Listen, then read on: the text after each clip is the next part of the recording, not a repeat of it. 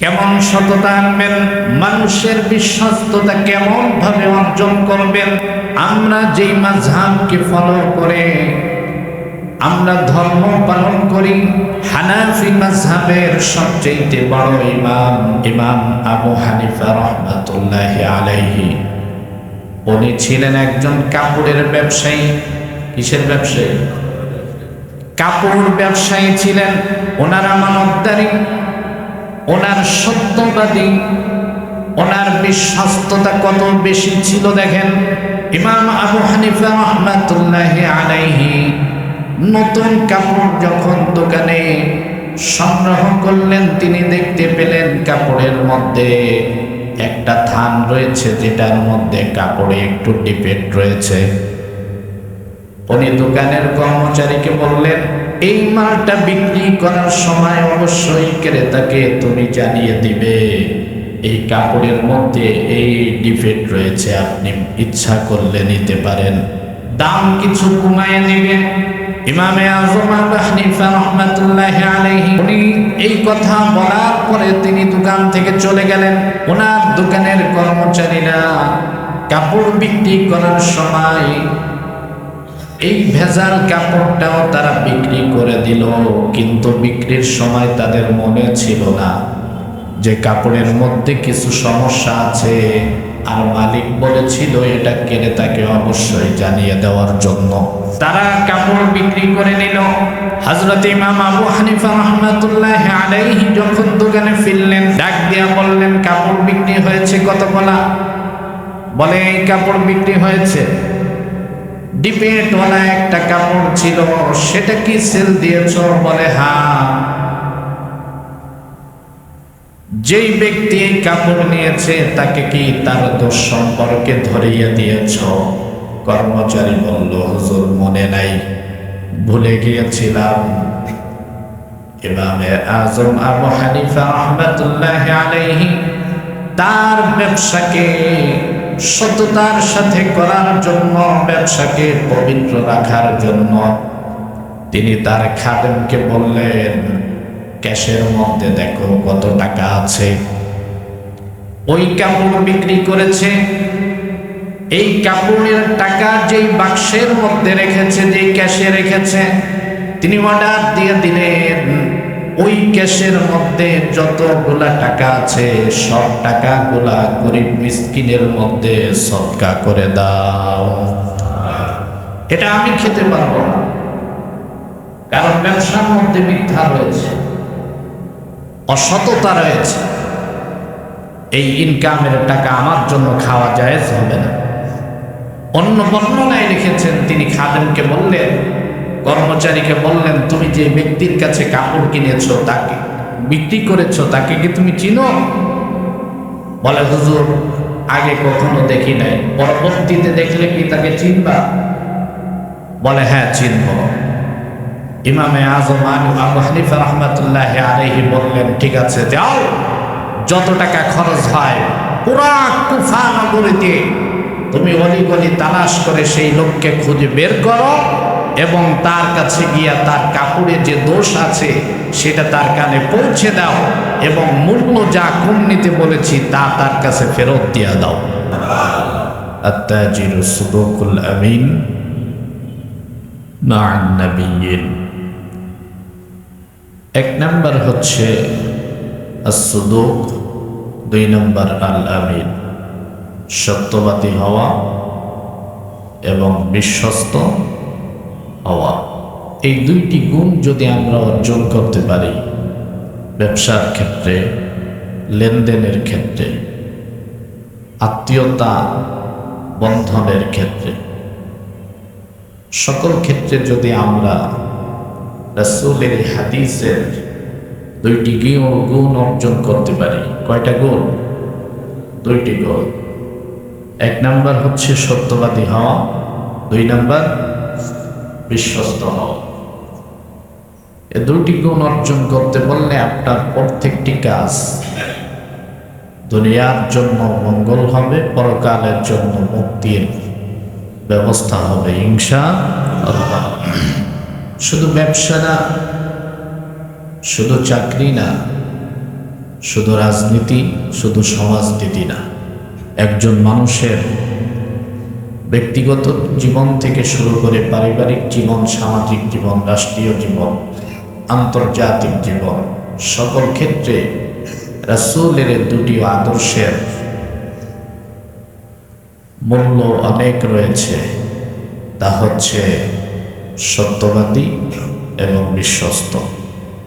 মানুষ এটাকে পছন্দ করে, চাই তার ঈমান থাক, চাই ঈমান না থাক, মুসলিম হোক, অমুসলিম হোক, শিক্ষিত হোক, অশিক্ষিত হোক, ধনী হোক, গরিব হোক, সব মানুষই এটা চায় যে আমার সম্পর্ক যার সাথে, লেনদেন যার সাথে, তার মধ্যে যেন সত্য কথা বলার অভ্যাস থাকে এবং সে যেন বিশ্বস্ত ব্যক্তি হয়। আচ্ছা বলেন তো, আমাদের পারিবারিক জীবনে প্রত্যেক স্বামী কি চায় না তার স্ত্রী সত্য কথা বলুক? কথা বলেন। প্রত্যেক স্বামী চায় তার স্ত্রী আমানতদার হোক, বিশ্বস্ত হোক। প্রত্যেক স্ত্রী চায় আমার স্বামী সত্যবাদী হোক, বিশ্বস্ত হোক। তেমনি ভাবে মা বাবা চায় তার সন্তান সত্য কথা বলুক, বিশ্বস্ত হোক। সন্তান চায় মা বাবা সত্যবাদী হোক, বিশ্বস্ত হোক। এক কথায় প্রত্যেক মানুষই এই দুটি গুণকে, দুইটি সিফতকে মানুষ ভালোবাসে মনে প্রাণে। নিজে করতে না পারলেও অন্যের বেলায় মানুষ আশা থাকে আমার বন্ধু, আমার পার্টনার, আমার সঙ্গিনী, সে যেন আমার সঙ্গে সত্য কথা বলে এবং বিশ্বস্ততা বজায় রাখে। এজন্য একজন মানুষের জীবনের সফল হওয়ার ক্ষেত্রে সবচেয়ে বড় চাবিকাঠি হচ্ছে আমার রাসূলের দুটি গুণ। একটা হচ্ছে সত্যবাদী, আর একটা বিশ্বস্ততা। আমার রাসূলের জীবনীতে আপনি খুঁজে দেখেন, রাসূল সাল্লাল্লাহু আলাইহি ওয়াসাল্লাম নবুয়ত প্রাপ্তির আগে মক্কায় যখন নবীজির অবস্থান ছিল, মানুষের ভালোবাসা, তার প্রতি বিশ্বস্ততা এবং তার সত্যবাদিতা সার্টিফিকেট স্বয়ং কাফেররা পর্যন্ত নবীজিকে দিয়েছেন। আমার রাসূলকে তারা কি বলে ডাকতো বলেন তো? আল আমিন। রাসূলের নাম কি আল আমিন ছিল? না। এই আল আমিন উপাধিটা এটা কোনো মুসলমানরা দেয়নি, কাফেররাই দিয়েছে, যে মুহাম্মদ সাল্লাল্লাহু আলাইহি ওয়াসাল্লাম সে আমাদের কাছে একজন বিশ্বস্ত ব্যক্তি, এজন্য সব মানুষ তাকে আল আমিন বলে ডাকত। সুবহানাল্লাহ। রাসূল সাল্লাল্লাহু আলাইহি ওয়াসাল্লামকে মানুষ এতটা বিশ্বাস করত, যখন নবীজির উপরে নবুয়ত আসলো, নবীজি নবুয়ত প্রাপ্ত হলো, মানুষকে যখন কালেমার দাওয়াত দিচ্ছেন, মানুষ এক এক করে নবীজির থেকে যখন দূরে সরে যাচ্ছে, নবীজিকে হত্যার ষড়যন্ত্র পর্যন্ত করছে, সেই মুহূর্ত পর্যন্ত কাফের বেদিন নাসারা পর্যন্ত রাসূলের কাছে তাদের সম্পদগুলা, স্বর্ণ মুদ্রা, তারপরে বিভিন্ন দামি দামি সম্পদ, এগুলা রাসূলের কাছে আমানত রেখে যেত। তাদের বিশ্বাস ছিল যে মুহাম্মদ যদিও আমাদের ধর্মের লোক না, আমাদের মতের লোক না, কিন্তু ব্যক্তি হিসাবে সে বিশ্বস্ত লোক, তার কাছে যদি আমার আমানত পৌঁছে দিতে পারি, তার জীবন থাকতে মুহাম্মদ কোনো আমানতের খেয়ানত করবে না। আমরা ইতিহাস জানি, নবীজি যখন মক্কা থেকে হিজরত করে মদিনায় যাচ্ছিলেন, নবীজি যখন বিছানার থেকে উঠে বসলেন, হযরত আলী পাশে ছিল, নবীজি আলীকে বিছানায় শোয়াইলেন, আলী তুমি এখানে ঘুমিয়ে থাকো, আর এই সম্পদগুলা তুমি আমানত রাখো, এগুলা কাফেরদের আমানত আমার কাছে রয়েছে, আমি মদিনায় পৌঁছে গেলে তুমি কাফেরদের আমানতগুলা তাদের কাছে পৌঁছে দিও। একজন মানুষের প্রতি মানুষের বিশ্বাস এমন থাকাই প্রয়োজন যে সে আমার শত্রু হতে পারে, আমার মতের ভিন্নতা থাকতে পারে, দলের ভিন্নতা থাকতে পারে, বংশগত ভিন্নতা থাকতে পারে, শিক্ষাগত ভিন্নতা থাকতে পারে, পেশাগত ভিন্নতা থাকতে পারে, কিন্তু সে যদি মুসলিম হয় তাহলে অবশ্যই সে আমানতদার হবে, বিশ্বস্ত হবে এবং সে সত্যবাদী হবে। মুসলিম কখনোই মিথ্যা বলতে পারে না, আমানতের খেয়ানত করতে পারে না। আজকে আমাদের মধ্যে সেই বিশ্বস্ততা নাই। মানুষকে বিশ্বাস করতে আমরা ভয় পাই, অনেক ভয় পাই। কোন মানুষকে বিশ্বাস করা যায় না, কাকে বিশ্বাস করবেন? সমাজের চিত্র এমন হয়েছে, বাপের কাছে সন্তান নিরাপদ না, সন্তানের কাছে বাপ নিরাপদ না, স্বামীর কাছে স্ত্রী নিরাপদ না, স্ত্রীর কাছে স্বামী নিরাপদ না, ভাইয়ের কাছে ভাই নিরাপদ না। বিশ্বাস করার মতো কোন মানুষ আমাদের দু চোখে যাদেরকে দেখি কেউই বিশ্বাস করার মতো মানুষ না। কথা কি বুঝছে? সন্তান তার নিজের বাবাকে নিজ হাতে হত্যা করে, এমন ঘটনা বাংলাদেশে আছে না নাই? বাপ তার সন্তানকে হত্যা করে, এমন ঘটনা নাই? স্বামী স্ত্রীকে হত্যা করে, এমন ঘটনা নাই? স্ত্রী স্বামীকে হত্যা করে, এমন ঘটনা নেই? ভাই ভাইকে হত্যা করে, এমন ঘটনা আছে না নাই? তাহলে বিশ্বাস করবেন কাকে? কাকে বিশ্বাস করবেন? যে স্ত্রীর উপরে এত ভালোবাসা, এত প্রেম, এত মোহাব্বত নিয়ে এতটা বিশ্বস্ততা অর্জন করে নিজের স্ত্রীকে নিয়ে রাত্রে ঘুমিয়ে আছেন। বাংলাদেশে এমন ঘটনাও ঘটছে, স্বামীকে রাত্রের বেলা মুঠি দিয়া জবই দিয়া স্ত্রী পাশে, স্বামীর পাশেই সারা রাত কম্বল মুড়ি দিয়ে ঘুমাইছিল। আছে না নাই? বিশ্বাস কাকে করবেন? নিজের সন্তানকে বিশ্বাস করার মতো নেই, ভাই ভাইকে বিশ্বাস করার মতো নেই। এগুলার সব কিছুর কারণ হচ্ছে মানুষ সত্যর থেকে সরে গিয়েছে, বিশ্বস্ততা মানুষ লুণ্ঠন করেছে, মানুষের মধ্যে মানুষত্ব দূর হয়ে জাহেলিয়াত মানুষের মধ্যে এমনভাবে প্রকাশ করেছে যে মানুষ এখন জানোয়ারের চাইতে নিকৃষ্ট হয়েছে। আল্লাহ এমনি বলেন নাই উলাইকা কাল আনআম বাল হুম আদল, কিছু মানুষ চার পাওয়ালা জানোয়ারের মতো। আল্লাহ বলে শুধু মতো না, বাল হুম আদল, এগুলা চার পা জানোয়ারের চাইতে নিকৃষ্ট। এক কুকুর আর এক কুকুরকে হত্যা করে না, এক শুকর আর এক শুকরকে হত্যা করে না, বন্য প্রাণী আর এক প্রাণীকে হত্যা করে না। কিন্তু মানুষ সামান্য কিছু টাকার জন্য, 2-1 ছটাক জমির জন্য নিজের মায়ের পেটের ভাইয়ের উপরে ছুরি ধরতে মানুষ দ্বিধা করে না। এগুলা মানুষ না জানোয়ার? শুধু জানোয়ার না, এগুলা জানোয়ারের চাইতেও খারাপ। কেন ভাষা? এটা আল্লাহর ভাষা, বাল হুম আদল। এগুলা জানোয়ারের চাইতে খারাপ। এজন্য আমাদের মধ্যে বিশ্বস্ততা অর্জন করা, এটা বর্তমান সময়ের সবচেয়ে কঠিন একটা কাজ। কোন ব্যক্তি যদি মানুষের কাছে বিশ্বস্ত হতে পারে, দুনিয়াতে তার কোনো মুসিবত থাকবে না, তার কোনো দুশ্মন থাকবে না, তার কোনো অভাব অনটন থাকবে না। বিপদের সম্মুখে তার বন্ধু অভাব পড়বে না, যদি বিশ্বস্ততা অর্জন করতে পারে।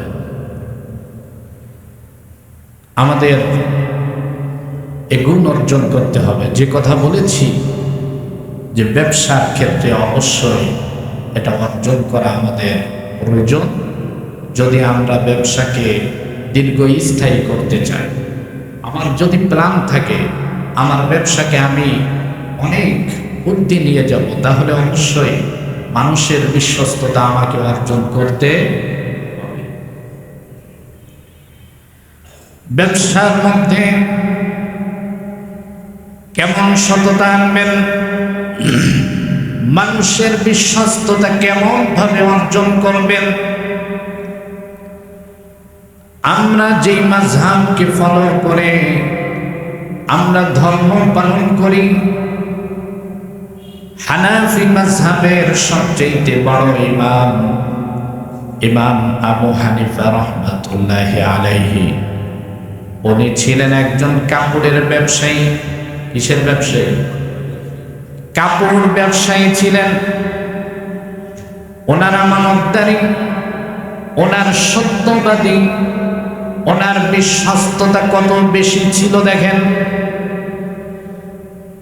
ইমাম আবু হানিফা রাহমাতুল্লাহি আলাইহি নতুন কাপড় যখন দোকানে সংগ্রহ করলেন, তিনি দেখতে পেলেন কাপড়ের মধ্যে একটা থান রয়েছে, যেটার মধ্যে কাপড়ে একটু ডিফেক্ট রয়েছে। উনি দোকানের কর্মচারীকে বললেন, এই মালটা বিক্রি করার সময় অবশ্যই ক্রেতাকে তুমি জানিয়ে দিবে এই কাপড়ের মধ্যে এই ডিফেক্ট রয়েছে, আপনি ইচ্ছা করলে নিতে পারেন,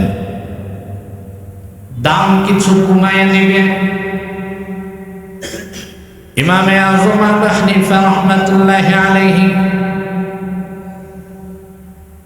উনি এই কথা বলার পরে তিনি দোকান থেকে চলে গেলেন। ওনার দোকানের কর্মচারীরা কাপড় বিক্রি করার সময় এই ভেজাল কাপড়টাও তারা বিক্রি করে দিল, কিন্তু বিক্রির সময় তাদের মনে ছিল না যে কাপড়ের মধ্যে কিছু সমস্যা আছে, আর মালিক বলেছিল এটা ক্রেতাকে অবশ্যই জানিয়ে দেওয়ার জন্য। তারা কাপড় বিক্রি করে নিল। হযরত ইমাম আবু হানিফা রাহমাতুল্লাহি আলাইহি যখন দোকানে ফিরলেন, ডাক দিয়া বললেন, কাপড় বিক্রি হয়েছে কত বলা? বলে এই কাপড় বিক্রি হয়েছে। ডিপেটওয়ালা একটা কাপড় ছিল, সেটা কি সেল দিয়েছ? বলে হ্যাঁ। যেই ব্যক্তি এই কাপড় নিয়েছে তাকে কি তার দোষ সম্পর্কে ধরিয়ে দিয়েছ? কর্মচারী বলল, হুজুর মনে নাই, ভুলে গিয়েছিলাম। ইমামে আযম আবু হানিফা রাহমাতুল্লাহি আলাইহি তার ব্যবসাকে সততার সাথে করার জন্য, ব্যবসাকে পবিত্র রাখার জন্য তিনি তার খাদেমকে বললেন, ক্যাশের মধ্যে দেখো কত টাকা আছে। ওই কাপড় বিক্রি করেছে, এই কাপড়ের টাকা যেই বাক্সের মধ্যে রেখেছে, যেই ক্যাশে রেখেছে, তিনি অর্ডার দিয়ে দিলেন ওই ক্যাশের মধ্যে যতগুলা টাকা আছে সব টাকাগুলা গরিব মিসকিনের মধ্যে সদকা করে দাও। এটা আমি খেতে পারবো না, কারণ ব্যবসার মধ্যে মিথ্যা রয়েছে, অসততা রয়েছে। এই ইনকামের টাকা আমার জন্য খাওয়া জায়েজ হবে না।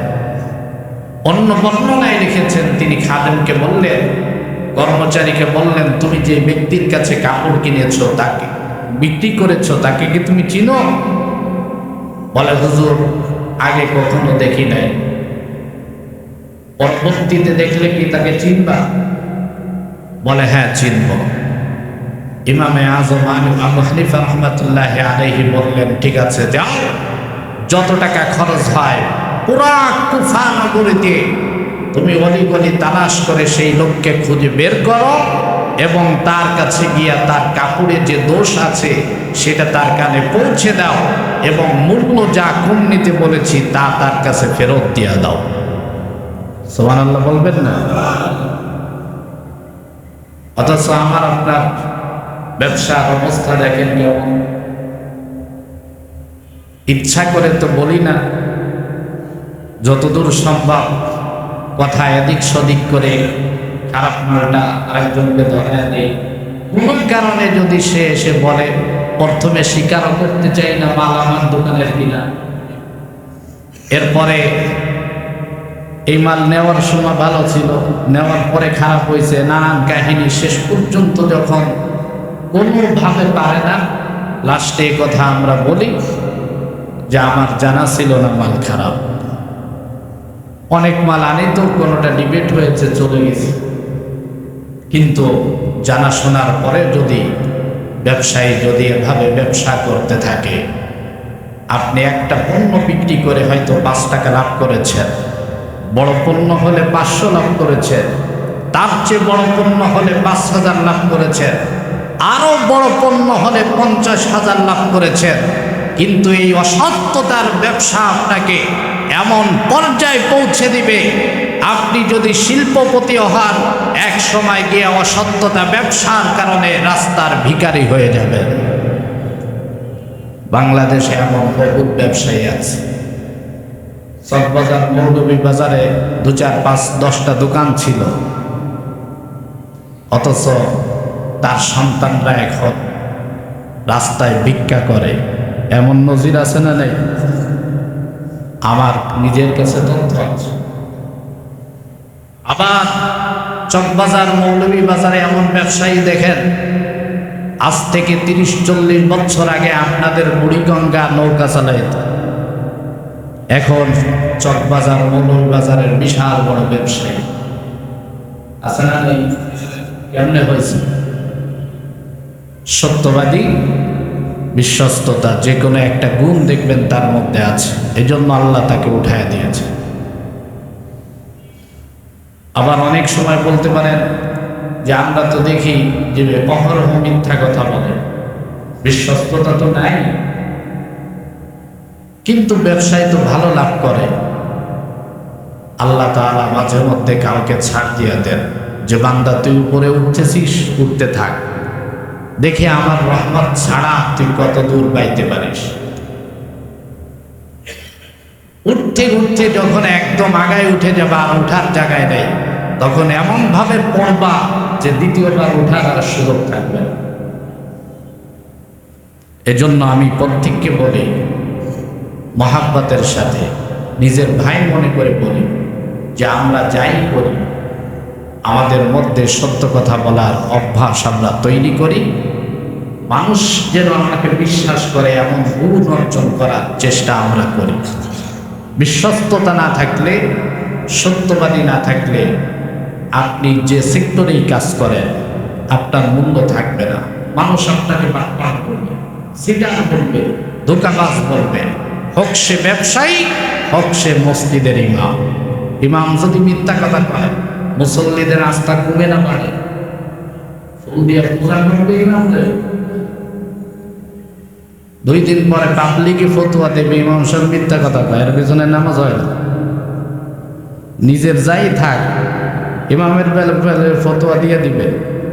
বিশ্বস্ততা যদি না থাকে, মুসল্লি বলবে ইমামের উপরে আস্থা নেই, নামাজ হয় না। এজন্য আপনি যত সম্মানে থাকেন, আপনি যত বড় ব্যবসায়ী হন, মানুষের যদি ভালোবাসা অর্জন করতে না পারেন, আপনার সেক্টর আপনি টিকায় রাখতে পারবেন না। আল্লাহ আমাদের প্রত্যেককে বোঝার তৌফিক দান করেন। ব্যবসার জন্য আমরা হাদিস থেকে, কোরআন হাদিসের নীতি থেকে 9টা বিষয় আমরা খেয়াল রাখব। 1 নাম্বার, ব্যবসার জন্য আমাদেরকে টার্গেট রাখতে হবে আমার ব্যবসার দ্বারা যেন কারো ক্ষতি না হয়, কারো ক্ষতি না হয়। রাসূল সাল্লাল্লাহু আলাইহি ওয়াসাল্লাম বলেছেন, কদা আল্লাহ তারদা ওয়ালা দিরার। নবীজি বলেছেন, তুমি এমন কোনো কাজ করো না যে কাজের দ্বারা তোমার নিজের ক্ষতি হয় অথবা অন্যের ক্ষতি হয়। ব্যবসার দ্বারা আপনার নিজেরও ক্ষতি করা যাবে না, অন্য কারোর ক্ষতিও করা যাবে না। অন্যের ক্ষতি মানে কি? অনেক প্রকার আছে। একজন মানুষ একটা পণ্য আপনার কাছ থেকে কিনেছে, তাকে খারাপ একটা মাল ধরায় দিলেন, এটা তার ক্ষতি হলো না? এই সমস্ত ক্ষতি করা যাবে না। 2 নাম্বার, ব্যবসার মধ্যে ধোঁকা, প্রতারণা, ফাঁকিবাজি করা যাবে না।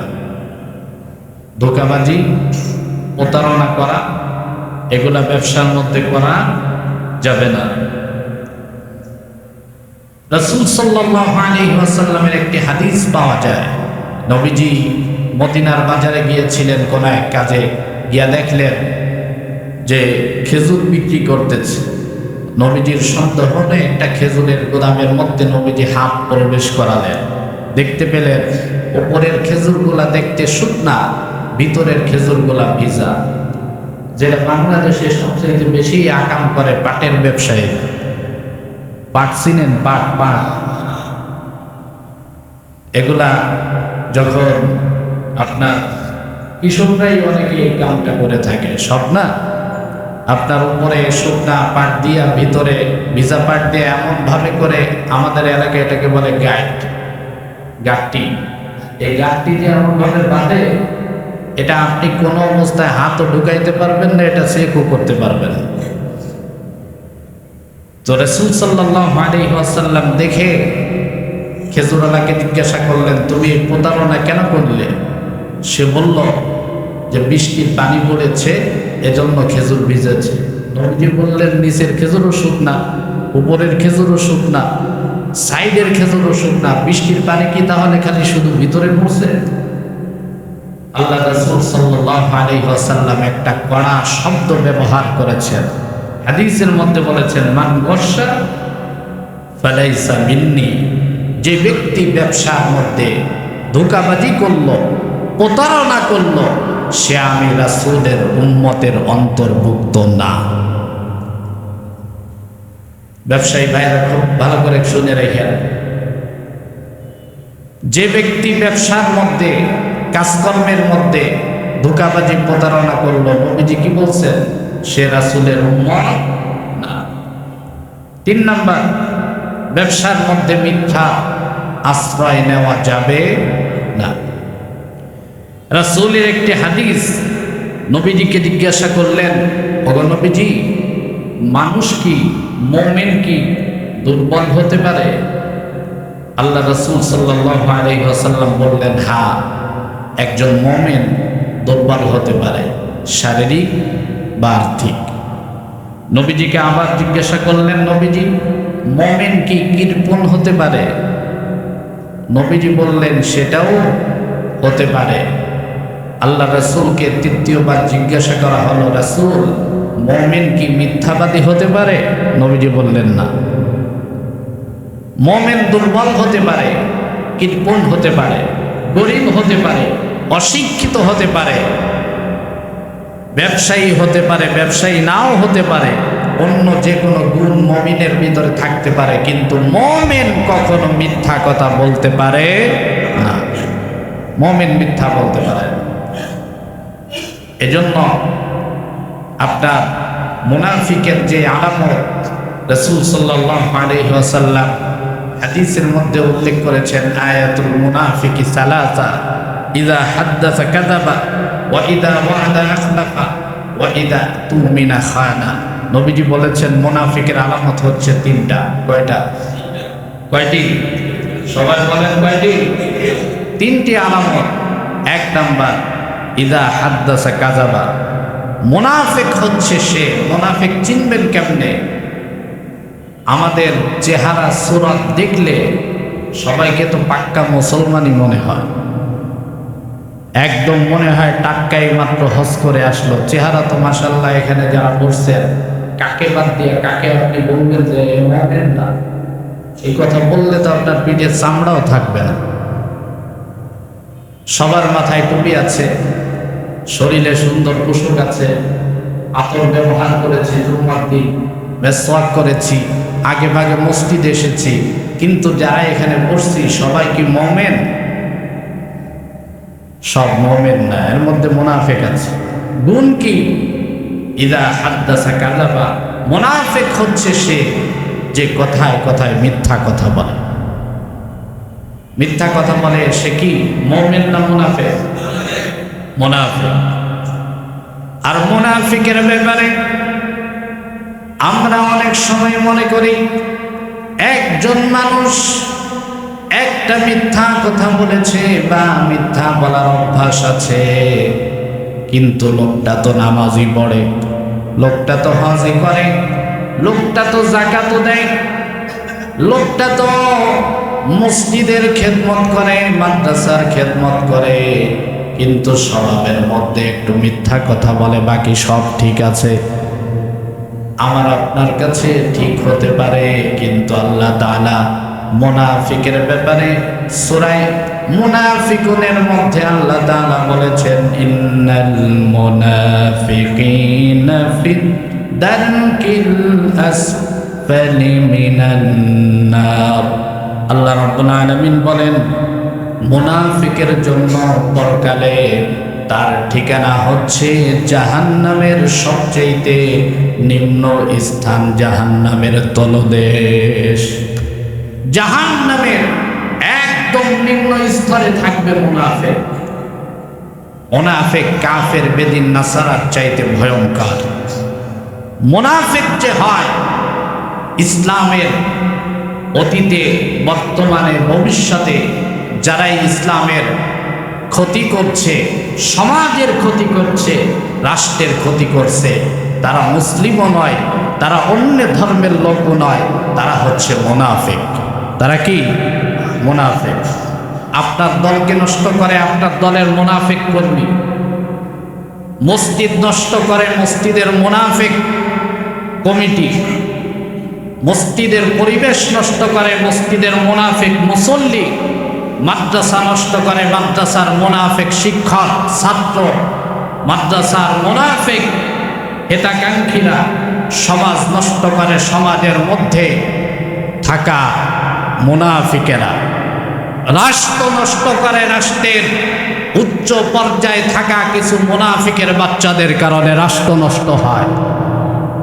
এজন্য মুনাফিকদেরকে চিনতে হবে, মুনাফিক থেকে যত সম্ভব দূরে থাকতে হবে। মুনাফিকের প্রথম গুণ কি? মিথ্যা কথা। কি বলে? মিথ্যা কথা বলে। মুমিনের সঙ্গে মুনাফিকের কোনো সম্পর্ক নেই। আপনি মুসলমান হওয়ার পরে মিথ্যা কথা বলে আবার মুসলমান থাকবেন, এই অপশন ইসলামের মধ্যে নেই। আল্লাহ আলাদা একটা ধর্ম আপনাকে দিয়ে দিয়েছেন। আপনি মুমিন না, আপনার নাম হচ্ছে, পরিচয় হচ্ছে আপনি মুনাফিক। দ্বিতীয় নম্বরে নবীজি বলেছেন, ওয়াইদা ওয়াদা আখলাফা। মুনাফিকের 2 নম্বর গুণ হচ্ছে মুনাফিক ওয়াদা করলে ওয়াদা রক্ষা করে না। 3 নম্বরে নবীজি বলেন, ওয়াইদা তুমিনা খানা। মুনাফিকের কাছে যদি আমানত রাখা হয়, মুনাফিক আমানতের খেয়ানত করে। আচ্ছা বলেন তো, আমাদের সমাজের মধ্যে এই 3 মিথ্যা কথা, এখন তো প্রতিযোগিতা চলে কার চাইতে কে মিথ্যা কথা বেশি বলতে পারে। সমাজের মধ্যে দেখবেন যার মিথ্যার চাপার জোর যত বেশি, সমাজের মধ্যে তার ক্রেডিটও তত বেশি। ব্যবসায়ীদের মধ্যে দেখবেন যেই ব্যবসায়ী কথায় কথায় মিথ্যা কথা বলতে পারে, মনে হবে যে সেই বড় ভালো ব্যবসায়ী, কারণ সে মিথ্যাকে এমনভাবে করে পুঁজি করে দিয়েছে। তার কিছু ব্যবসায়ীদের ব্যবসার মূলধন হচ্ছে মিথ্যা কথা বলা। এমন ব্যবসায়ী আছে না নাই? মূল পুঁজি বানিয়েছে মিথ্যা, এরপরে কথায় কথায় কসম খাওয়া, মিথ্যা কথা দিয়া ক্রেতাকে এমনভাবে করে আকৃষ্ট করে যে ক্রেতা মাল দিতে বাধ্য, কিন্তু সে ধোঁকাবাজি করে। সমাজের মধ্যে মিথ্যার প্রতিযোগিতা চলতেছে, কে কত মিথ্যা কথা বলতে পারে, কে কত উপরে উঠতে পারে। এজন্য আমাদেরকে মুমিন হতে হলে এই মিথ্যার থেকে আমাদেরকে বেঁচে থাকতে হবে। 2 নম্বর, ওয়াদা করলে ওয়াদা রক্ষা করতে হবে। বাংলাদেশে ওয়াদা সবচেয়ে বেশি ভঙ্গ করে রাজনীতি ব্যক্তিরা, আর এই ওয়াদা ভঙ্গ হয়। সামনে আসতেছে দিন, দেখবেন নির্বাচনের আগে কত বড় বড় লেকচার, যেখানেই নেতা আসবে, সাহেব আমাদের এখানে রাস্তা লাগবে, কোনো ব্যাপার না, খালি ভোটটা দিবেন। পরের দিন রাখতে দেখবেন, স্বপ্নে দেখবেন যে রাস্তা হয়ে গেছে। বুড়িগঙ্গা ব্রিজ লাগবে, আরে এটা কোনো ব্যাপার নাকি, খালি ভোটটা দেও না, তারপরে যা করার লাগে আমি করতেছি। আমাদের মহল্লায় 10 জন বিধবা মহিলা আছে, 10টা কাঠ লাগবে, এটা কিন্তু কোনো ব্যাপারই না, খালি ভোট দাও, কাঠ দেওয়ার দায়িত্ব আমার। ভোট জন্মের মতো মাইরা খালি চেয়ারে বসায় দিবেন, এর পরের দিন নেতার 5 বছর অন্তত তার কোনো খোঁজ আর পাবেন না। ঠিক না বেটি? এই ওয়াদা সবচেয়ে বেশি ভঙ্গ করে রাজনৈতিক পর্যায়ে। আবার অনেক সময় অনেক নেতা মাঝে মধ্যে কথা হয়তো হুজুর বুঝবেন না, এটা হলো রাজনৈতিক ওয়াদা। রাজনীতি আপনারা বুঝবেন না তো, এটা ভোটের আগে কিছু ওয়াদা করা লাগে, তা নাহলে তোর ভোট পাওয়া যায় না। জীবনে তো বহু বাটপার, সাটপার, ধোঁকাবাজ, লম্পটদেরকে ভোট দিয়ে ইমানও নষ্ট করছেন, রাষ্ট্র হারিয়েছেন। আগামীর শপথ নেন এভাবে, যেই ভোট চাইতে আসবে আমানতদারি আর বিশ্বস্ততা, সত্যবাদী যদি না থাকে, ভোট তো দূরের কথা, তাকে সালামও দেওয়া যাবে না। যদি এই শপথ নিতে পারেন তাহলে সোনার বাংলাদেশ গড়ার স্বপ্ন দেখতে পারেন। আল্লাহ তৌফিক দান করেন।